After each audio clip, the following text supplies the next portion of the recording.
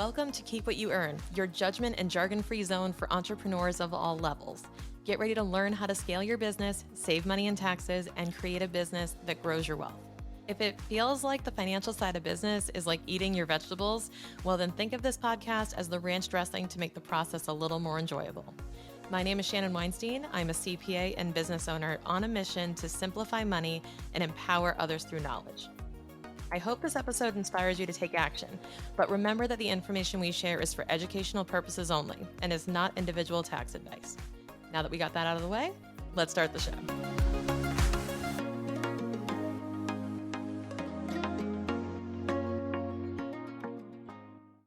So back when I worked mostly with fitness professionals, for example, this was probably the number one question I was getting, which was interesting, was how do I deduct my clothing? Because that was one of the biggest expenses, I think, for especially fit pros. Being one myself, I can attest, like when you work in fitness, you spend way more money on like leggings and sneakers and other things than a normal person would, because you basically burn through them much faster. And if you are an entrepreneur online and you're wondering, okay, can I deduct any of my clothing? I'm in videos, I'm in photo shoots, I'm doing I'm wearing certain outfits. I'm trying to be on brand. I'm trying to look presentable. Where's the line on what is a tax deduction? So if you're wondering that, then I'm going to answer that for you right here in this episode. And again, as I always say on these episodes, this is my interpretation of the rule. And this is how I've seen it play out in clients before and through all the research I've done. And you're going to see a lot of content on social media that kind of goes back and forth on this, which is why it's such a big question, because there's a big spectrum of how people interpret. So I'll give you my thoughts on deducting your clothing. So the most obvious yes deduction for me is when you have one of two things going on. It is very clearly a business deduction in my eyes if the clothing you are purchasing is blatantly a uniform for the job, or if you have your logo on it. Those are like the dead giveaways. And so what makes a uniform? Well, a uniform would be something that is not streetwear, that is not wearable outside of what you do. So here's an example, right? So let's say you work in a salon or you work in construction. Construction's like the most obvious because, right, it's like the helmets, the work boots, the certain pants, the flame retardant things, right? So or a salon, or even, something with a medical element to it. I'm thinking scrubs, right? So if you have to buy scrubs or you have to buy certain types of shoes in order to execute your type of client service, then I would consider that like a uniform. And I would probably consider a deduction. Why? Because you don't wear scrubs for fun on the weekends. Although that sounds like a fun idea because they're really comfortable, but, but you're not wearing things like that normally. You're not choosing that out of style.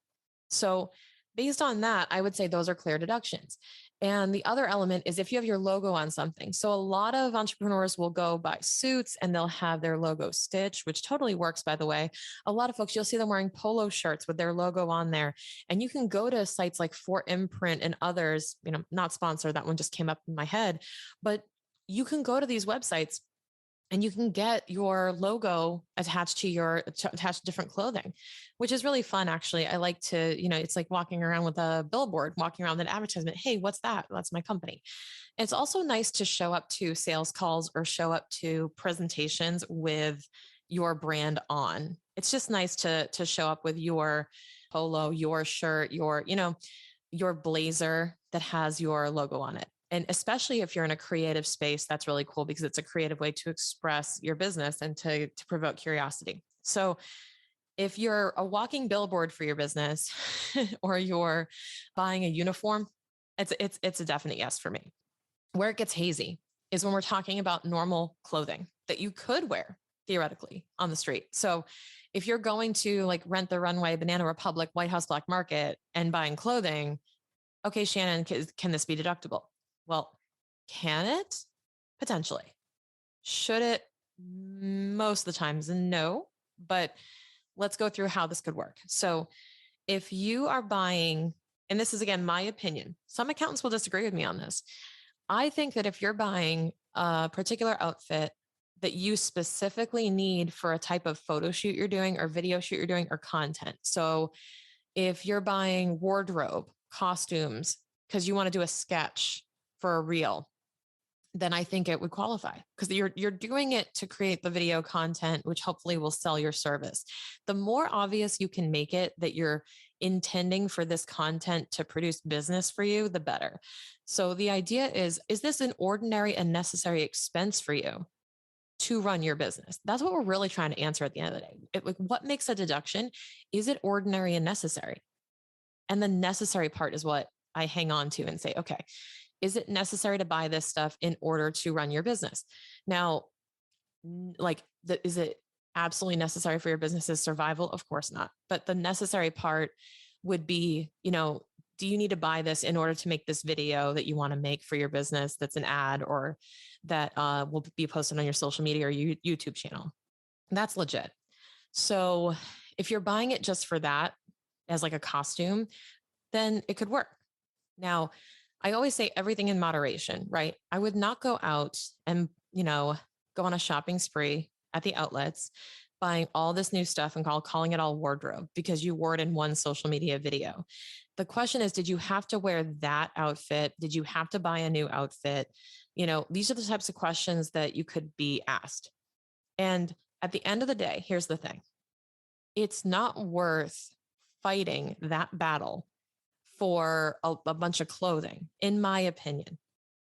We can go after bigger fish in your strategies. So my advice to clients is stop going through your closet and finding every pair of leggings, dresses, shirts, and saying, can I deduct this? Can I deduct this? Can I deduct this? And I would much rather see them implement a bigger ticket strategy, like the ones we talk about on this show, like the home office, the Augusta rule, the accountable plan, things like that. I would much rather see them dedicate the time to getting that honed in and locking in $10,000 of savings than fighting over 100. It's just not worth the time.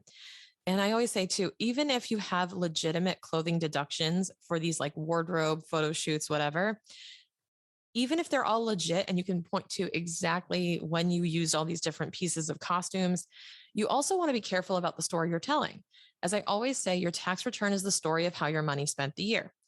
If your story is that you made $30,000, but you spent $20,000 in clothing, then I'm like, well, what kind of business are you?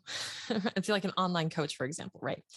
So it just doesn't make sense. It doesn't quite line up or tell the right story. So even if that is true and they're legitimate deductions, sometimes for the sake of presentation and for the sake of reasonableness, we will, take our foot off the gas pedal a little bit and say, you know what? I don't think we can do every week of Rent the Runway, right? You can't do every single Stitch Fix order. You can't do every single, we'll do it in moderation whenever you have really clear evidence that it links to a piece of content that was selling something or that you can connect it to a business venture. When that evidence is super clear, I have no problem taking that deduction for my clients and just doing it in moderation. So my advice would be, if you're looking to deduct your clothing, is find a way to make it very clear that you have your logo on it.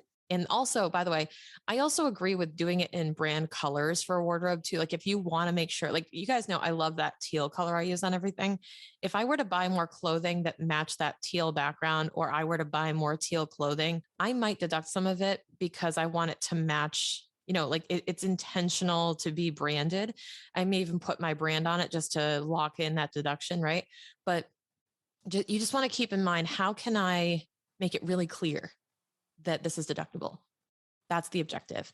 So when you're looking at this, work with your accountant, understand the parameters of what you can probably deduct based on your business and the type of work that you do. And that's going to be a big factor in how you deduct this stuff.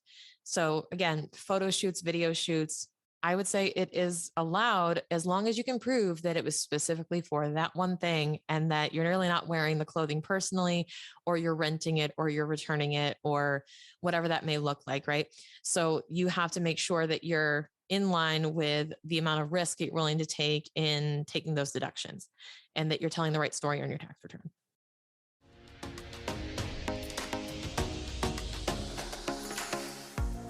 there. Are you looking for more tax and accounting help for your small business, but tired of the confusing jargon or feeling judged for your questions? This is exactly why we created a completely free Keep What You Earn community centered around this podcast. This community is a space to ask questions, hop on our monthly connection calls, and explore more information about our episodes and our guests. Click on the link in the show notes to join us in this month's call to chat with me and our other guest experts. See you there.